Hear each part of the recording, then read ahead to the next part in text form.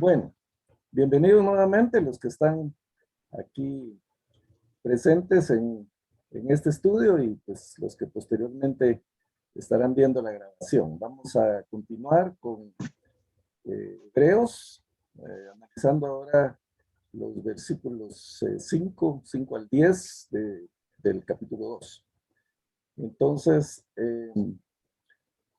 voy a compartir pantalla para ver el pasaje y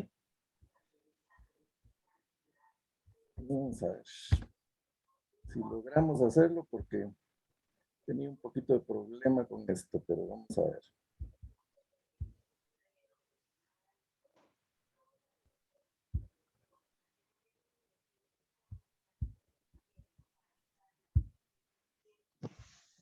Vamos a probar otra vez. Ok, ahora sí. Bueno, hermanos, entonces hoy vamos a hablar del Hijo del Hombre. Ese es el tema de hoy, aunque pues ese es un simple título. Vamos a entrar en materia viendo de qué tratan estos versículos del 5 al 10. Voy a pedir a alguien que nos lea, entonces, por favor. Aquí los tenemos en pantalla, pero si alguien tiene su Biblia a la mano, quiere leernos en otra versión, pues puede hacerlo, y si no, pues veamos lo que está en pantalla, por favor.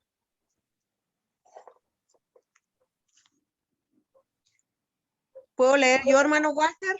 Sí, por supuesto, hermana. Dice el versículo 5 en adelante, porque no sujetó a los ángeles el mundo venidero, acerca del cual estamos hablando. Pero alguien testificó en cierto lugar diciendo, ¿qué es el hombre para que te acuerdes de él? ¿O el hijo del hombre para que le visites? Le hiciste un poco menor que los ángeles, le coronaste de gloria y de honra, y le Muy bien. pusiste Hasta sobre ahí, las hermano. obras de tus manos. Después seguimos con el resto. Pero vamos a ir por partes. Vamos a empezar con los versículos estos del 5 al 10. Bueno, se recuerdan que la semana pasada, pues, vimos los primeros versículos del 1 al 4. Esto realmente es un paréntesis del autor de Hebreos. Como ya mencionamos anteriormente, esto pues puede ser una carta, una epístola o puede ser un sermón. Definitivamente el autor de Hebreos es un predicador. Y entonces él da doctrina, como ya vimos en el capítulo 1, él da la doctrina, él da la justificación, él habla de Jesús, demuestra su superioridad con alrededor de 7 citas del Antiguo Testamento. Deja claro que Dios es, que Jesús es el Hijo de Dios, el verdadero Hijo de Dios. Deja claro que es superior a los ángeles. Y entonces, en el capítulo 2, los primeros 4 versículos, él da una exhortación con relación a lo que ya habló. Si ya él está demostrando que Jesús es el Hijo de Dios, si está demostrando que es superior a la ley, la gente, los judíos creían que la ley había sido entregada por ángeles, la ley de Moisés. Entonces, si Cristo es superior a los ángeles, pues Cristo es superior a la ley. Entonces, una vez demostrado esto, el autor de Hebreos exhorta y dice, si los que transgredían la ley en el pasado, la ley de Moisés o la ley dada a Moisés, si los que transgredían esa ley tenían un castigo y un castigo severo, no da ejemplos del castigo, pero nosotros vemos en las escrituras cuando están en el desierto y un hombre sale un día sábado a recoger leña, y van y le preguntan a Moisés, le dicen, mira, este está recogiendo leña, entonces, ¿qué hacemos? Y el dictamen es apedrearlo, y muere apedreado. Y así podemos citar más ejemplos como el de Acán, cuando entraron a Jericó, que el castigo era severo.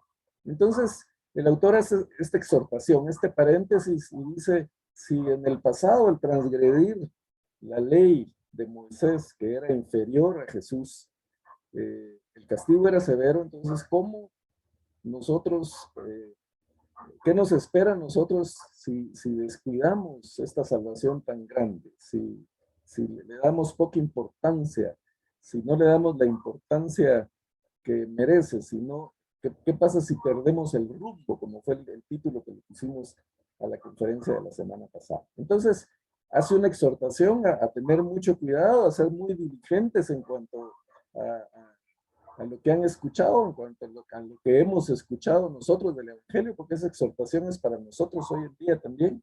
Tenemos que ser diligentes en cuanto a lo que escuchamos y respetar y darle la importancia al Evangelio que éste tiene, porque es un regalo muy grande, es una salvación muy grande que no podemos hacer de menos. Entonces, después de este paréntesis de los versículos 1 al 4 del capítulo 2, el autor de Hebreos sigue con su exposición, sigue con su doctrina. Y entonces aquí en el versículo 5 dice, Dios no puso bajo el dominio de los ángeles el mundo venidero, del cual estamos hablando. Como alguien atestiguó en algún lugar, ¿qué es el hombre para que en él pienses? ¿Qué es el ser humano? Aquí, esta es la nueva versión internacional y pone algunas aclaraciones, ¿verdad? Que literalmente la traducción es el Hijo del Hombre. Pero, pues, el autor, el salmista, aquí David se está refiriendo a la humanidad. Entonces, si vamos a la Reina Valera, por ejemplo, la traducción dice que es el Hijo del Hombre para que lo tomes en cuenta. Lo hiciste un poco menor que los ángeles y lo coronaste de gloria y de honra. Muy bien. Vamos primero al autor de Hebreos. El autor de Hebreos está diciendo que el mundo venidero, Dios no lo ha puesto bajo el dominio de los ángeles. Sabemos que pues el reino milenial de Cristo no va a estar bajo el dominio de los ángeles, va a ser Cristo el que gobierne ese periodo. Y el mundo venidero del cual estamos hablando, aquí el autor se refiere al reino de Cristo, que se inauguró cuando Cristo vino al mundo. El mundo venidero para el autor de Hebreos era el que ya estaba inaugurado, ya había empezado, pero que va a tener su consumación al final de los tiempos. Entonces, ese mundo venidero no va a estar bajo el dominio de los ángeles. ¿Por qué aclara el autor de Hebreos esta situación? Bueno, resulta que en Deuteronomio 32:8 creo que es, Moisés está hablando al pueblo de Israel y dice que los límites de las naciones, cuando el Señor entregó el pueblo, cuando entregó la tierra prometida, puso los límites de acuerdo a los hijos de Israel, de acuerdo a las tribus de Israel.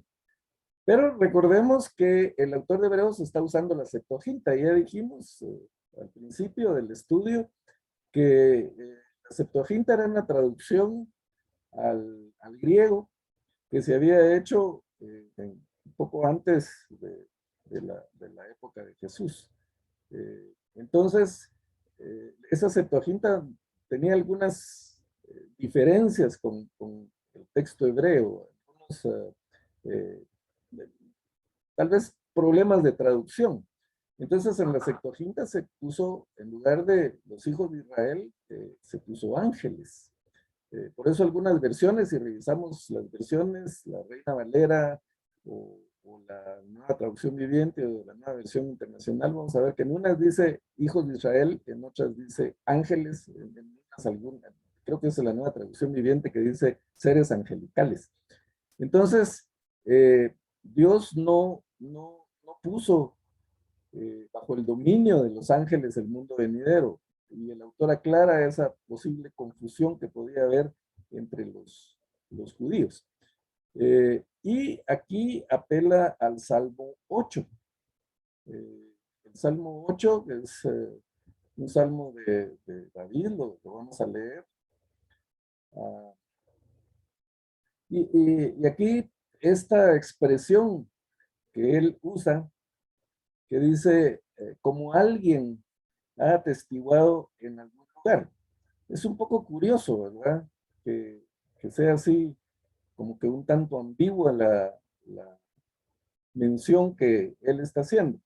Y vamos a aclarar cuál es la razón de esa ambigüedad. Pero miremos el Salmo 8. Dice, el salmista está exaltando a Jehová. Dice, oh Jehová, Señor nuestro, cuán glorioso es tu nombre en toda la tierra. Has puesto tu gloria sobre los cielos. De la boca de los niños y de los que maman fundaste la fortaleza, a causa de tus enemigos, para hacer callar al enemigo y al vengativo. Y esta parte del versículo 13 en adelante dice, cuando veo tus cielos, obra de tus dedos, la luna y las estrellas que tú formaste, digo, ¿qué es el hombre para que tengas de él memoria? Y el hijo del hombre para que lo visites. Le has hecho poco menor que los ángeles y lo coronaste de gloria y de honra. Le hiciste señorear sobre la obra de tus manos, todo lo pusiste debajo de sus pies. El salmista está haciendo una exaltación a la grandeza de Dios, al creador de todo, al que, pues, como dice aquí, todo lo hizo con sus manos. Ese ser tan grande, tan majestuoso, comparado con el hombre es un grano de arena. El hombre es insignificante ante la grandeza de Dios. Eso es lo que el salmista está diciendo. Entonces dice, ¿qué es el hombre? ¿Qué es el hombre para que tengas de él memoria? Y el hijo del hombre para que lo visites. Le has hecho un poco menor que los ángeles y lo coronaste de gloria de honra. Hace unas semanas, creo que la hermana Connie preguntaba esto, de qué significa, que si nosotros somos menores que los ángeles. Entonces, yo en esa oportunidad contesté la pregunta con otra pregunta. No me podía adelantar a lo que vamos a ver hoy, pero hoy vamos a ver exactamente a qué se refiere eso. Bueno, primero, analicemos el pasaje en el contexto de salmista. El salmista está hablando del hombre, está hablando del ser humano, está hablando de nosotros. Y se está refiriendo a que siendo Dios tan grande, siendo tan inmenso su poder, como dice aquel corito, ¿verdad? El cielo es el trono de mi Dios, creo que dice la tierra el estrado de sus pies, y siendo tan sublime su poder, mi pequeño corazón su templo es. Algo así creo que dice el corito, no me recuerdo muy bien de la letra, pero por ahí va el asunto. Siendo Dios tan grande, tan majestuoso, pues nos ha exaltado y dice ahí, les ha hecho un poco menor que los ángeles. Entonces, en el original griego, la palabra, perdón, en el original hebreo, la palabra que se utiliza, en efecto se puede traducir como un poco, pero no necesariamente se refiere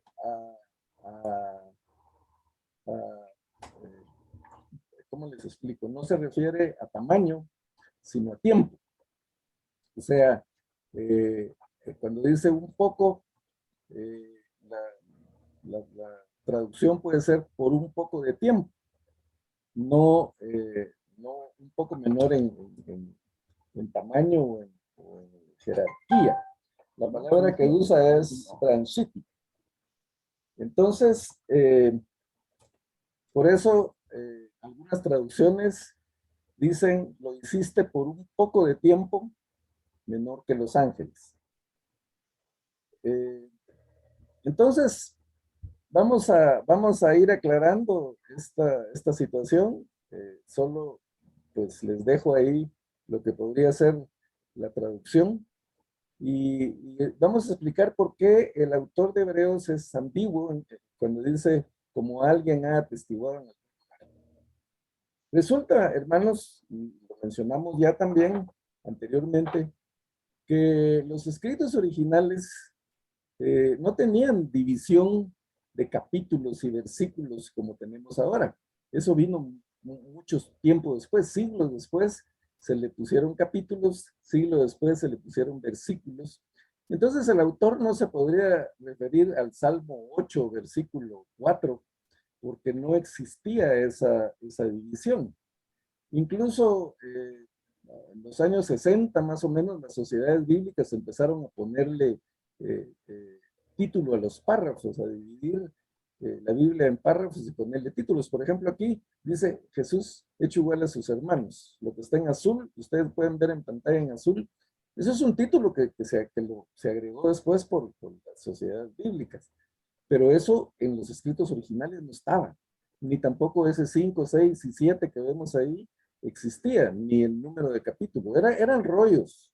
Recordemos cuando Jesús va a la sinagoga y le dan el rollo, o él escoge el rollo de Isaías, y entonces abre y él busca ahí, y lee el Espíritu del Señor está sobre mí por cuanto me ha ungido para dar buenas nuevas a los pobres, etcétera, liberar a los cautivos. Él escoge la cita, pero eso estaba todo corrido. Jesús sabía dónde estaba, obviamente, y por eso la buscó. Pero Jesús no agarró Isaías capítulo 7, versículo 4, sino simplemente agarró el rollo, porque eso era lo que había. No había división. Entonces, por eso el autor pone, alguien ha atestiguado en algún lugar. Por otro lado, los judíos en aquella época, pues memorizaban las escrituras, memorizaban varios pasajes de las escrituras y incluso los salmos, por ejemplo, los cantaban en las sinagogas. Eran los himnos de la época. Entonces estaban muy familiarizados con las escrituras y con estos pasajes que vemos aquí. Entonces, por eso es que él, pues, no da mayor detalle. Él, pues, obviamente sabía que el Salmo había sido escrito por David, pero él no le interesa mucho hablar del que escribió el Salmo, sino él está enfocando todo hacia lo que él quiere explicar, lo que él quiere decir. Por eso dice, alguien ha atestiguado en algún lugar. Pero regresando al Salmo, David se estaba refiriendo al ser humano, al hombre. Y dice, lo coronaste de gloria y de honra. El Señor en la creación, y no vamos a adelantarnos al versículo 8, pero el Señor en la creación puso al hombre en el Edén, y si vamos al Génesis, si ustedes se recuerdan, él, Dios le dice a Adán, pues llenen la tierra y sojúzguenla. Eso significa administrenla. O sea, Dios puso al hombre a gobernar sobre la tierra, a gobernar sobre los animales. El hombre era un representante de Dios. El deseo de Dios fue que el hombre fuera un representante de él en la tierra y que administrara la tierra y que todo estuviera bajo su dominio. Por eso dice que lo hizo a su imagen conforme a su semejanza. Pero ya sabemos que vino la serpiente, Satanás, a engañar al hombre, a decirle que lo que Dios había dicho era mentira, que si comía de fruto del árbol prohibido no iba a morir, sino que iba a ser como Dios. Obviamente esa fue una mentira muy grande porque el hombre ya era hecho a imagen y semejanza de Dios. Pero el hombre siempre ha querido ser como Dios. El ser humano siempre quiere igualarse a Dios o simplemente no reconocer el señorío de Dios. Entonces, a raíz de ese engaño, el hombre pues cae en pecado. Y como consecuencia del pecado pierde ese privilegio que Dios le había dado, pierde la honra, pierde la gloria que Dios le había dado, pierde la posibilidad de gobernar sobre la tierra, sobre todo lo que Dios había creado en la tierra, por causa del pecado. Entonces, a eso se refiere el salmista, que cuando Dios hizo al hombre, lo hizo poco menor que los ángeles, dice, y lo coronaste de gloria y de honra. Estamos en el Salmo 8, no estamos todavía en el contexto de Hebreos, en lo que el autor de Hebreos quiere decir. Estamos ahorita hablando de lo que David quería decir en el Salmo 8. Entonces, el versículo 8, aquí está la cita original, el autor de Hebreos se está refiriendo al Salmo 8, versículos 4 y 6. Dice, el versículo 8 de Hebreos dice, todo lo sometiste a su dominio. La voluntad de Dios es que el hombre dominara sobre las aves, sobre todos los animales del campo, sobre su creación. Pero como ya dijimos, el hombre por el pecado, pues perdió, fue expulsado del paraíso, perdió ese privilegio y pues entonces vinieron las consecuencias. La Biblia dice que la paga del pecado es muerte. El hombre ya, pues, por su pecado, tenía que morir.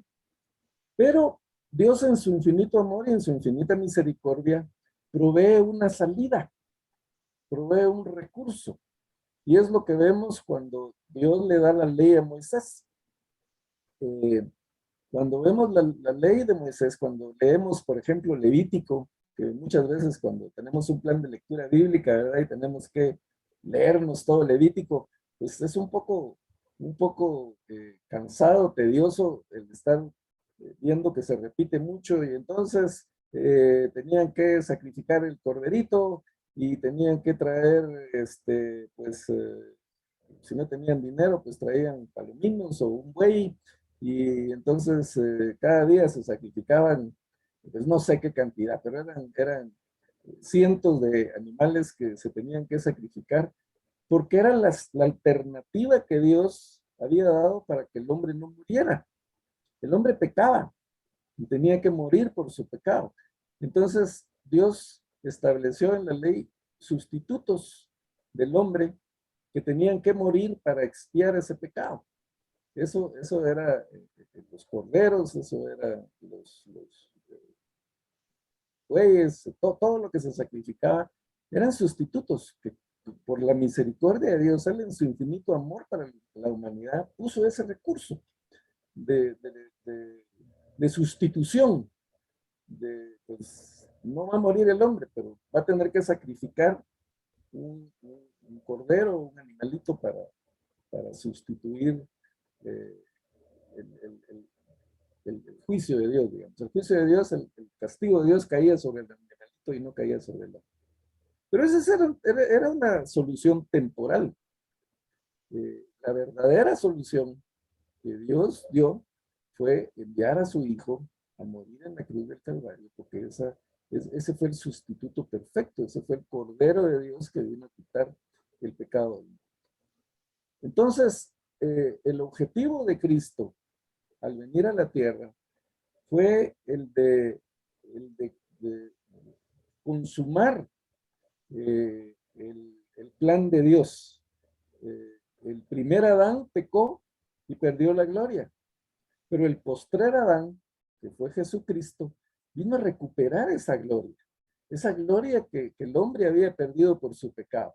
¿Y cómo vino a recuperar esa gloria? Pues obviamente con su sacrificio, con su muerte en la cruz del Calvario. Entonces, transportándonos ya a Hebreos, al autor de Hebreos, está aplicando este salmo davídico que se refería al hombre, lo está aplicando a Jesucristo. Jesucristo se hizo un poco menor a los ángeles, o se hizo por un poco de tiempo menor a los ángeles, porque recordemos que durante 33 años Jesús renunció a su naturaleza divina. Jesús se hizo hombre por voluntad propia, se hizo un ser humano, y se hizo un ser humano completo, con todas las de ley. Cuando estuvo en la tierra, Jesús no era Dios, era un hombre común y corriente.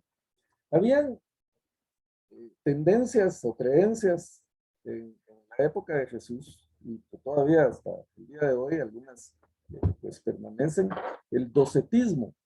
El docetismo decía que Jesús pues realmente no era un ser humano, o no fue un ser humano, sino simplemente era un espíritu con apariencia de humano.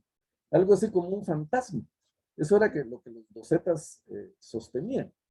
Pero había otra tendencia, no de los docetas, sino era una tendencia contraria, que decía que Jesús pues era un hombre, no era Dios, sino simplemente era pues un profeta, un hombre, no vamos a decir común y corriente, porque no era común y corriente, ¿verdad? Pero un hombre extraordinario que pues tenía muchos dones, un gran profeta, pero no un Dios. Esas eran las dos tendencias que había. Unos que decían que no era hombre, sino que era un espíritu, y otros que decían que era hombre, pero que no era Dios. Entonces, aquí, pues el autor de Hebreos está botando esos dos argumentos y él está diciendo que Dios, eh, Jesús, que era el Hijo de Dios, y que sabemos que Padre, Hijo y Espíritu Santo es el mismo Dios en tres personas, pues ese Jesús, por un periodo de tiempo, por el periodo de tiempo que estuvo aquí en la tierra, como dice Filipenses, por voluntad propia, no escatimó el ser igual a Dios como cosa a que aferrarse, sino que se despojó de su naturaleza divina, por voluntad propia, y se humilló. Cuando vemos las películas, ¿verdad? O leemos de cómo fue la crucifixión de Jesucristo, vemos cómo lo escupen, vemos cómo lo torturan, cómo se burlan de él. Entonces pensamos, ¿por qué Jesús dejó que lo humillaran? Pero realmente Jesús no dejó que lo humillaran. Él se humilló a sí mismo. Fue él por su propia voluntad que permitió todo eso. Él pudo haber escapado, pero él quiso ser un ser humano, quiso vivir como hombre, quiso nacer, crecer y morir como cualquier ser humano. Y eso lo hizo para perfeccionar eh, su ministerio. Dice, vimos a Jesús que fue hecho un poco inferior, dice aquí, aunque como ya dijimos, la mejor traducción es por un poco de tiempo inferior a los ángeles, coronado de gloria y de honra por haber padecido la muerte. Así, por la gracia de Dios, la muerte que él sufrió resulta en beneficio de todos. En efecto, a fin de llevar a muchos hijos a la gloria, convenía que Dios, para quien y por medio de quien todo existe, perfeccionara mediante el sufrimiento al autor de la salvación de ellos. Esto no significa que Jesús no fuera perfecto, significa que por medio de su sacrificio en la cruz del Calvario, Él perfeccionó el plan de Dios para la humanidad, de que el hombre pues tuviera gloria, que el hombre señoreara sobre el resto de la creación. A eso se refiere. Entonces, hay muchas pruebas que tenemos, hermanos, de que Dios fue tan vulnerable como nosotros. Podríamos decir que fue tan débil como nosotros. Y lo vemos a través de las escrituras, porque, por ejemplo, cuando Dios, o cuando Jesucristo fue al desierto y ayunó durante 40 días y después fue tentado por Satanás. Si vemos el pasaje, al final, cuando él superó la prueba, dice que ángeles venían y le servían. Y la palabra griega ahí es una derivación de diaconía. Dicen los ángeles de diaconón, algo así es la palabra griega, que es una derivación o conjugación de diácono. Y un diácono es un servidor, pero es un servidor que ayuda. Los diáconos pues ayudan al resto de los hermanos en sus necesidades, ¿verdad? Los restauran, los fortalecen, oran por ellos. Esa es la función de un diácono. Entonces, eso, según las escrituras, fue lo que los ángeles vinieron a hacer con Jesús, como que a fortalecerlo, a ayudarlo. Y siendo Dios, pregunto yo, ¿necesitaba la ayuda de los ángeles? en el Getsemaní. ¿Se recuerdan ustedes antes de que lo apresaran? Dice que Dios se retira a orar, lleva a sus discípulos más cercanos, a Pedro, Jacobo y Juan, y abre su corazón con ellos. Eran sus amigos y entonces les confiesa lo que está sintiendo. Para eso son los amigos, para eso son los hermanos, para cuando uno tiene necesidad de sacar la tristeza, el dolor que lleva adentro, pues cuando uno tiene una tragedia, cuando uno tiene una crisis fuerte, lo último que se recomienda es la soledad. Lo que los psicólogos recomiendan es pues, rodearse de seres queridos, rodearse de gente que lo pueda acompañar a uno, y gente con la suficiente confianza como para uno abrir su corazón y decir lo que uno siente. Uno no se debe guardar los dolores, el sufrimiento, sino abrirse, compartir, llorar, porque eso es lo que ayuda a superar las tragedias. Y eso es lo que Jesús hace ahí. Jala a sus discípulos y les confiesa, se abre con ellos, les dice, mi alma está triste hasta la muerte. Jesús estaba en depresión, tocó fondo. Siendo Dios, Él se deprimió. Por eso, cuando estudiábamos Job, decíamos, ¿se puede un cristiano deprimir? ¿O es pecado que un cristiano se deprima? De ninguna manera. Como seres humanos nos ponemos tristes, lloramos, nos deprimimos, y eso es muy normal.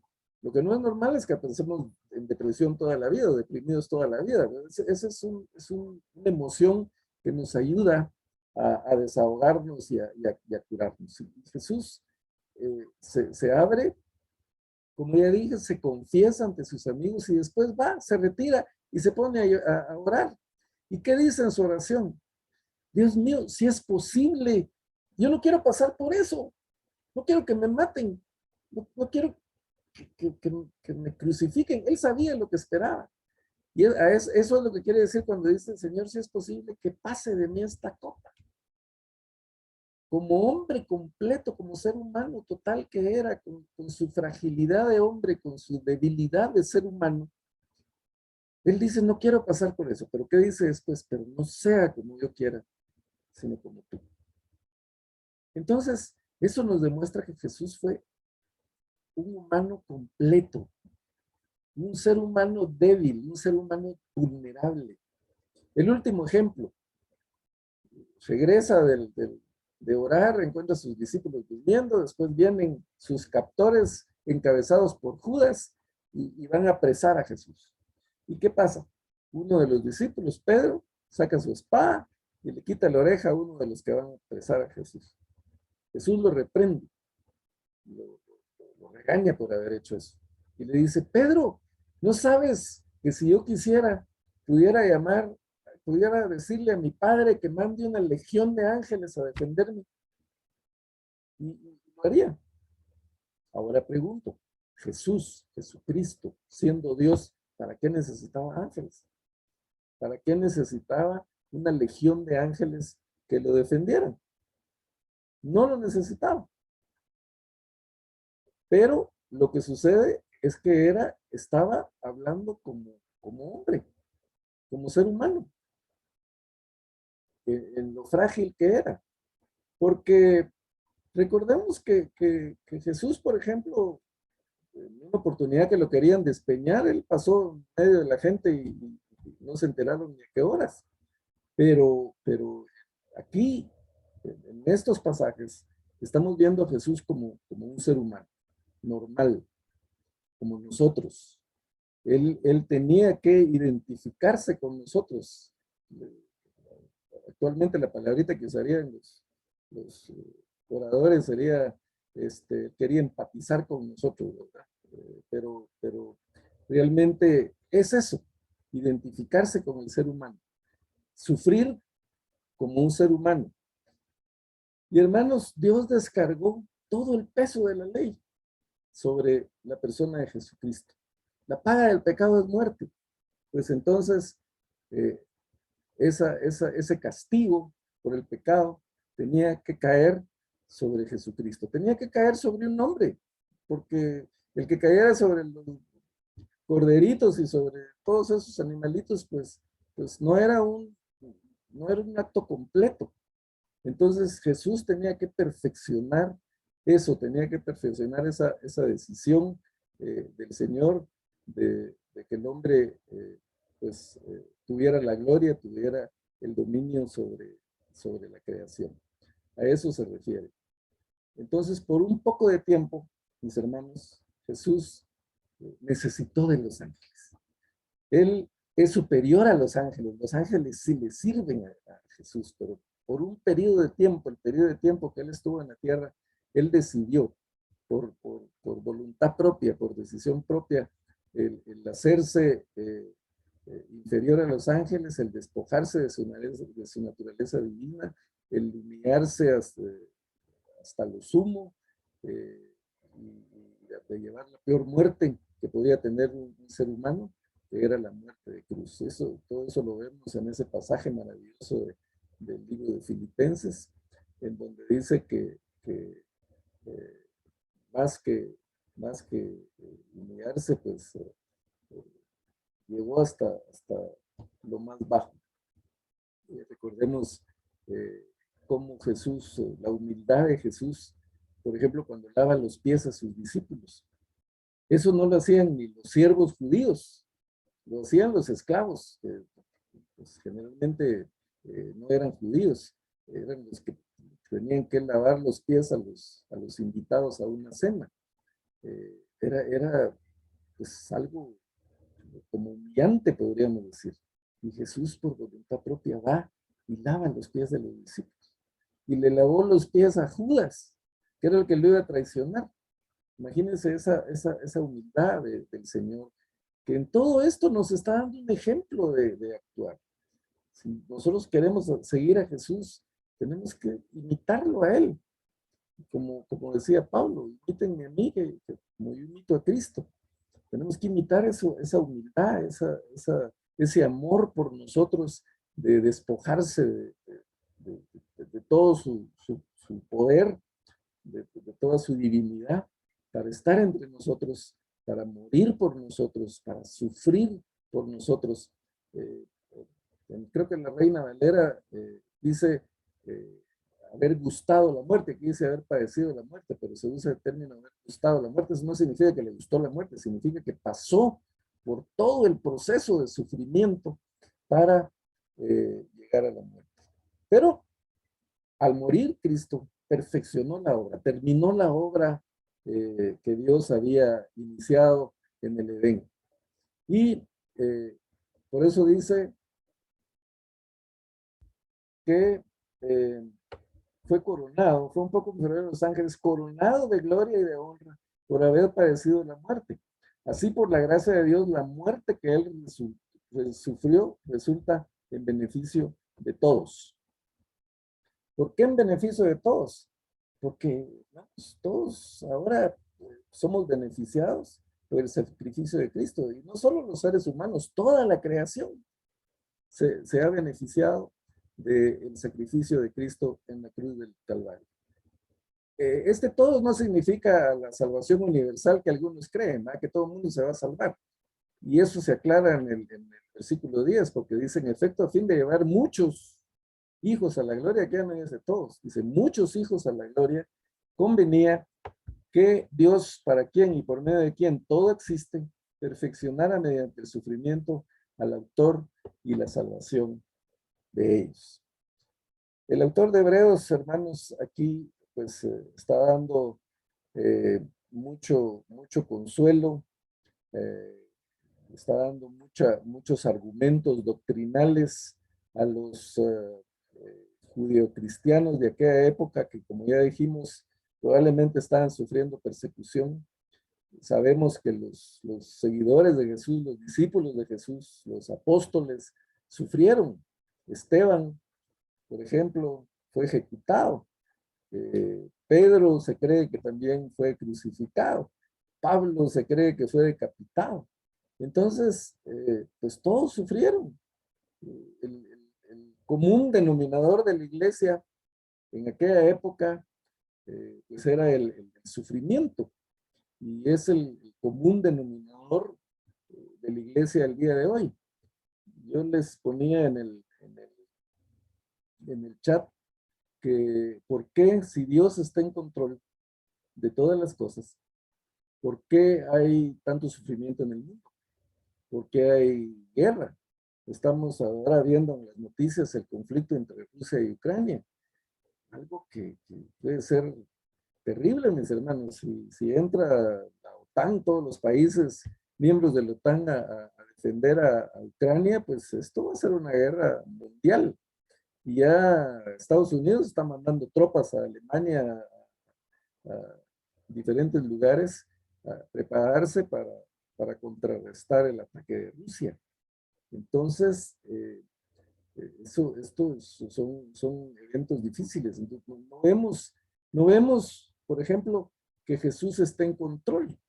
Aquí dice que por haber padecido la muerte, no, aquí dice, ahora bien, es cierto que todavía no vemos que todo le esté sujeto. Sin embargo, vemos a Jesús que fue hecho un poco inferior a los ángeles, coronado de gloria y de honra. ¿Qué pasó después de que Jesús murió y resucitó? Pues ascendió a los cielos.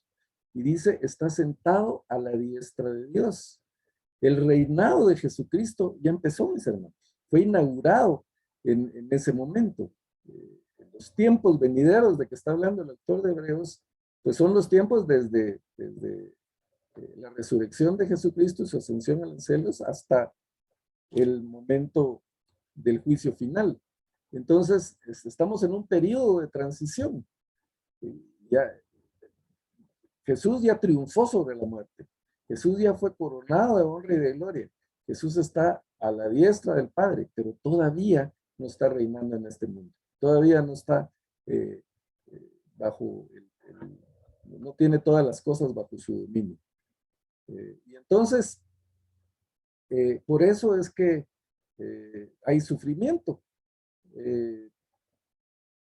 Nos preguntamos nosotros, ¿estará el hombre bajo el dominio de Dios al día de hoy? ¿Estará el gobernante de Rusia, el gobernante de Estados Unidos bajo el dominio de Dios? Pues definitivamente no, todavía no. Y entonces mucha gente se pregunta, especialmente los no cristianos, ¿por qué hay guerras? ¿Por qué hay sufrimiento? Si Dios tiene el control y el dominio de todo, ¿por qué pasa eso?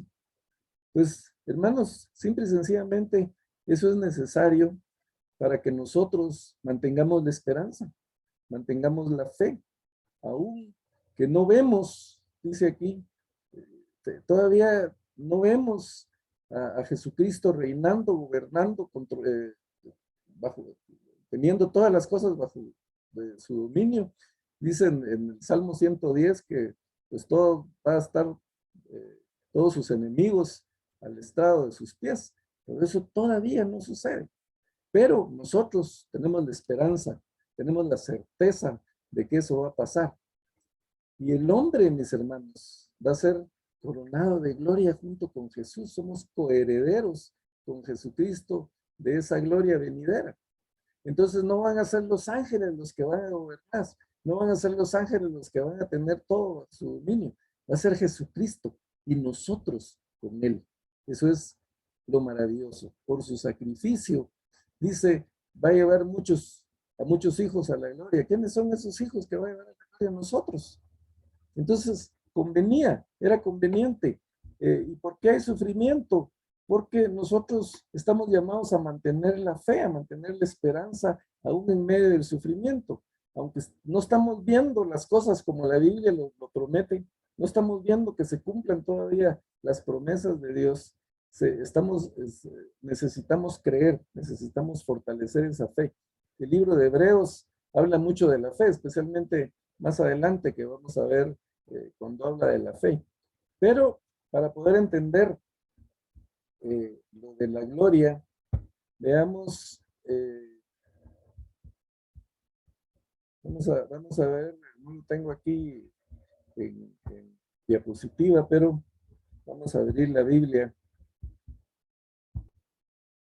en Romanos. Aquí está la Reina Valera 60, Romanos 8, y aquí lo lo subrayé, el versículo 16 en adelante. Dice, el Espíritu mismo, dice Pablo a los romanos, da testimonio a nuestro espíritu de que somos hijos de Dios.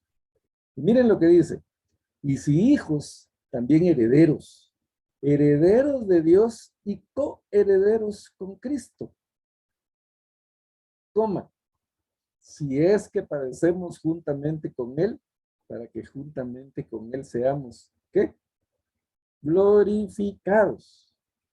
Pues tengo por cierto que las aflicciones del tiempo presente no son comparables con la gloria venidera que en nosotros ha de manifestarse. Hermanos, como veíamos la semana pasada en ese pasaje de Isaías, dice que Dios para gloria suya nos ha creado. Entonces, esa gloria, mis hermanos, está reservada para nosotros, no para los ángeles, para nosotros, para sus hijos. Pero ¿gracias a qué? Gracias al sacrificio de Cristo en la cruz del Calvario. Y más adelante, aquí dice el autor, porque en esperanza fuimos salvos, pero la esperanza que se ve no es esperanza, porque lo que uno ve, ¿a qué esperarlo? Pero si esperamos lo que no vemos, con paciencia lo aguardamos. ¿Por qué es necesario el sufrimiento? ¿Por qué hay sufrimiento en la iglesia? ¿Por qué hermanos fieles en la fe, pastores, sufren y mueren ahora durante la pandemia? ¿Por qué hay hermanos ahí en Ucrania? Ayer salió las noticias, unos hermanos arrodillados en Ucrania pidiéndole a Dios que detenga esa guerra. ¿Por qué tiene que haber guerras? ¿Por qué bien tiene que haber sufrimiento? Porque es necesario que en medio de ese sufrimiento, que en medio de la guerra, que en medio de las tragedias, mantengamos la fe en lo que no vemos. Pero como dice aquí, la esperanza que se ve no es esperanza. Por ejemplo, yo les digo, es que tengo la esperanza de que un día pues voy a comprar un micrófono de diadema, ¿verdad? Y para poder transmitir mejor. ¿Es correcto lo que estoy diciendo? No, porque ya lo tengo en mis manos. Esto, si ya lo estoy viendo, ya lo tengo aquí, pues no tengo la esperanza de tenerlo. Ya lo tengo.